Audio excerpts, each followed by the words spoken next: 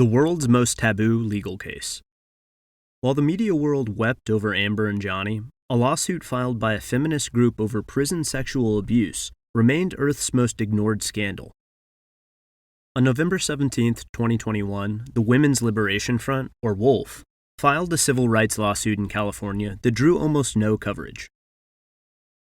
A press corps gearing up to be outraged en masse by the Amber Heard-Johnny Depp defamation case had zero interest in a lawsuit filed by far poorer female abuse victims. Janine Chandler et al. Versus California Department of Corrections targeted a new California state law, the Transgender Respect, Agency, and Dignity Act, aka SB 132. The statute allows any prisoner who self-identifies as a woman, including prisoners with penises who may have stopped taking hormones, into women's prisons. There was nothing TV-friendly about the scenes depicted in the complaint. Plaintiff Crystal Gonzalez, Crystal, is a female offender currently incarcerated in Central California's women's facility. Crystal was sexually assaulted by a man transferred to her unit under SB 132. Crystal filed a grievance and requested single-sex housing away from men. The prison's response to Crystal's grievance referred to her assault by a transgender woman with a penis. After a week spent denounced for reviewing the Matt Walsh documentary What is a Woman, and for saying things I think will be boring conventional wisdom within a year, I was ready to never go near trans issues again and move to the impending financial disaster. But accident sucked me back. I'd made a point of pride of not reading a line of commentary about Heard Depp, but listened to an episode of Blocked and Reported that touched on it after it was over, and learned three things that made me furious and think immediately of Chandler. 1. The ACLU, in apparent exchange for a pledge of $3.5 million, ghostwrote Heard's offending editorial, and in particular a line about her having felt under the full force of our culture's wrath for women who speak out. 2. Guardian writer Moira Donegan declared, "We are in a moment of virulent anti-feminist backlash." 3. Vice proclaimed without irony, "We've all failed Amber Heard." Almost as one, the establishment press declared itself concerned with the suffering of a rich actress. However, there's a gaping loophole in their concern for women, and Chandler sits in the middle of it. Let's talk about the full force of our culture's wrath for women who speak out in the context of this case. Chandler is the headline legal action in a nationwide battle over whether or not prisoners who self-identify as women, including those with histories of rape or sexual abuse, should be allowed to transfer to women's correctional facilities. There have been both official and unofficial policy changes on this front in a growing collection of states across the country. These often happen to little to no public debate, because this issue may be the most impenetrable media taboo in America now. The group bringing the suit, WOLF, has been targeted from every conceivable angle by pressure and censorship campaigns. While we at least heard about protesting Canadian truckers having their GoFundMe campaigns frozen, WOLF didn't even bother trying to raise money on that platform, because they just ban you really easily, as legal director Lauren Adams put it. They moved to a purportedly speechier platform, Give Butter, hoping they would have less of a censorious kind of view, but even Give Butter soon gave WOLF the boot. I reached out to the company, which hasn't provided public comment yet. It was just a general fundraiser, Adams explains, and they said we violated their community standards, so now we're on to GiveSendGo, which is a Christian crowdfunding site. If there's a better illustration of the upside-down state of politics in 2022 America, it's a feminist activist group forced to seek cyber refuge in a Christian fundraising company. It's become tantamount to career suicide to be associated with WOLF. In April, one of its board members, Devin Buckley, was disinvited to a speech on British romanticism she was scheduled to give at Harvard. The author of Buckley's rejection letter fairly shivered with intellectual fright. "My co-coordinator has refused to extend to you a formal offer to speak at our colloquium.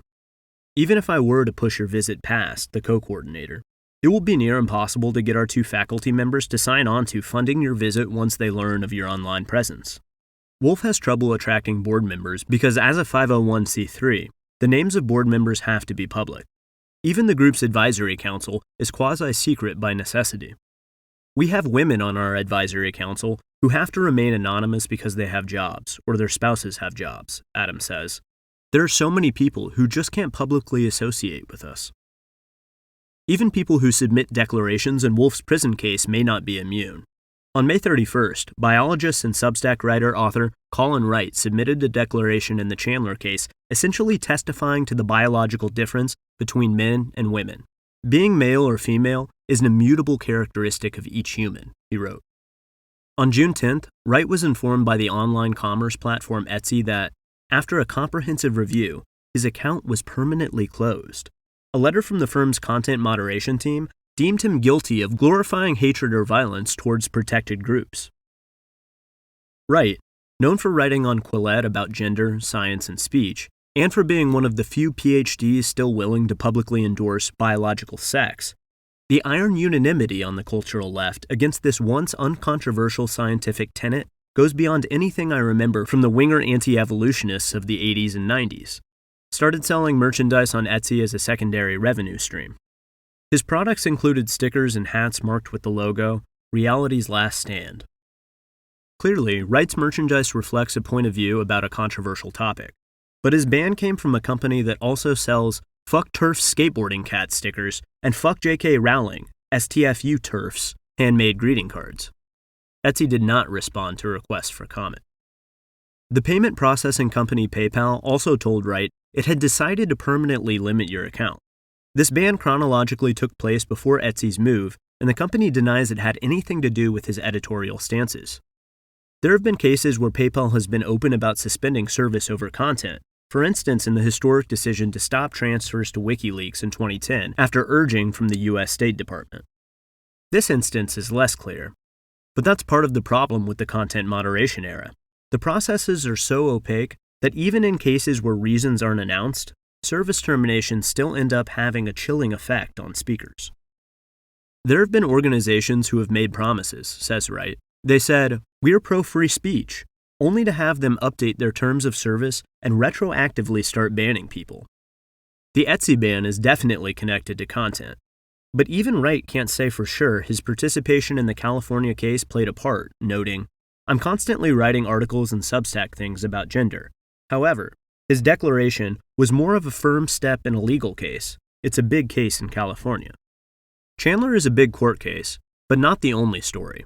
Maine, Massachusetts, New Jersey, Washington, and Connecticut are some other states that have enacted, announced, or unannounced changes allowing prisoners to transfer to facilities in line with their declared gender identity.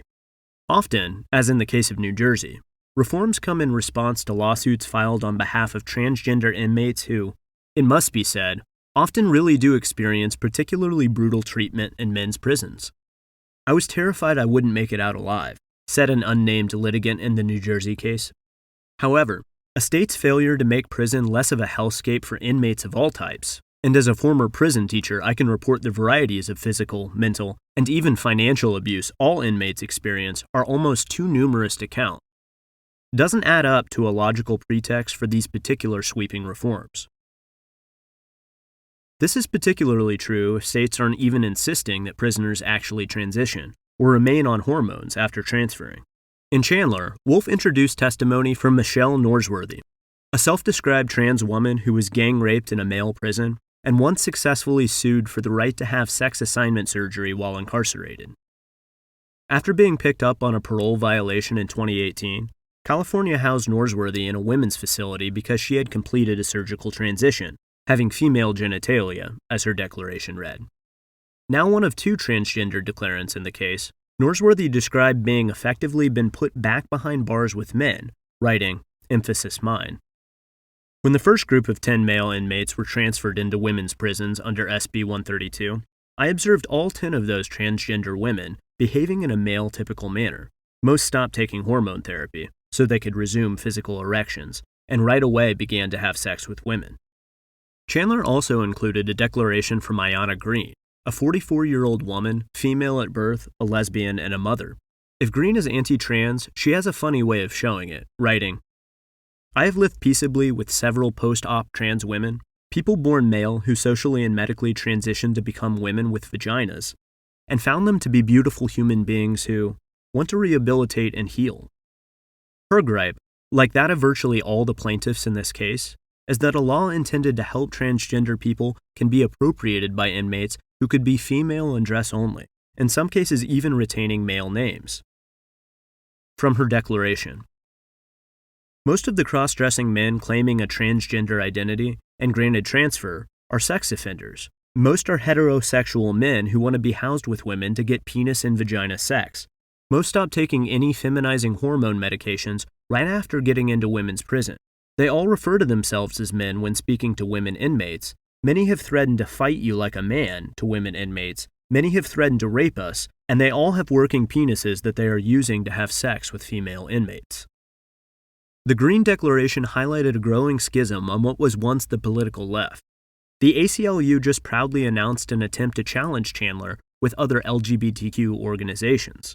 It's weird enough to see the ACLU, which historically has used most careful language in defending everyone from neo-Nazis to NAMBLA, issue a press release bluntly describing a feminist organization like Wolf as bigoted.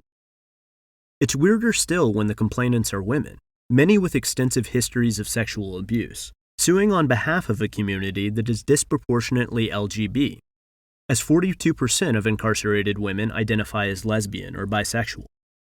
It's a huge disproportionate number, says Adams, almost half, so it's concerning when you have these publications who are supposed to be speaking for this population, who are dragging them for even speaking up about documented incidents. In a fascinating development this week, the New York Times ran a long story by Emily Bazelon called The Battle Over Gender Therapy that read suspiciously like Timesian interpretation of work by oft-denounced people like Jesse Singal, Katie Herzog, Wright, and even Abigail Schreier. The paper described a working group of clinicians trying to develop standards of care on behalf of the World Professional Association for Transgender Health, WPATH, who, among other things, wondered if the rise in trans identification among teenagers could be the result of social influence.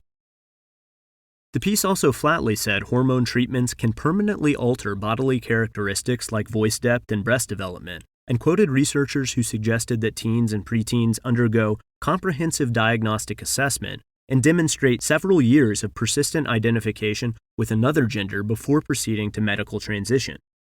Even mentioning these ideas a year ago was a cancelable offense. Anyone who knows how the media works knows an establishment supertanker like the Times flying this kind of feature is usually an indication of a major shift in elite political attitudes. It's also often a precursor to a sudden outpouring of more permissive discussion of a previously taboo issue in other establishment outlets. Predictably, this Times piece stressed the dangers of giving certain talking points to a wide berth because right-wing politicians will turn them into political dynamite, for now preserving the fiction that only Republicans are pushing back on these issues. But the worm is turning, and everyone knows it, which is probably why the reaction to the Times article was so furious. Imagine thinking this is the time to publish that piece. See the ACLU's Chase Strangio. A prison case like Chandler will be the last taboo to fall, as that issue getting real coverage would punch a big hole in the mania. Even if you believe that transgender people need a full complement of rights and better protection in prison, and I'm in that category, there can't be many people willing to stand up and argue in favor of housing untransitioned inmates with penises and criminal sex abuse records in cells with women. Can there? If agitating against that is bigotry, what's progress? Thanks for listening to the audio version of this article. For more, visit taibbi.substack.com.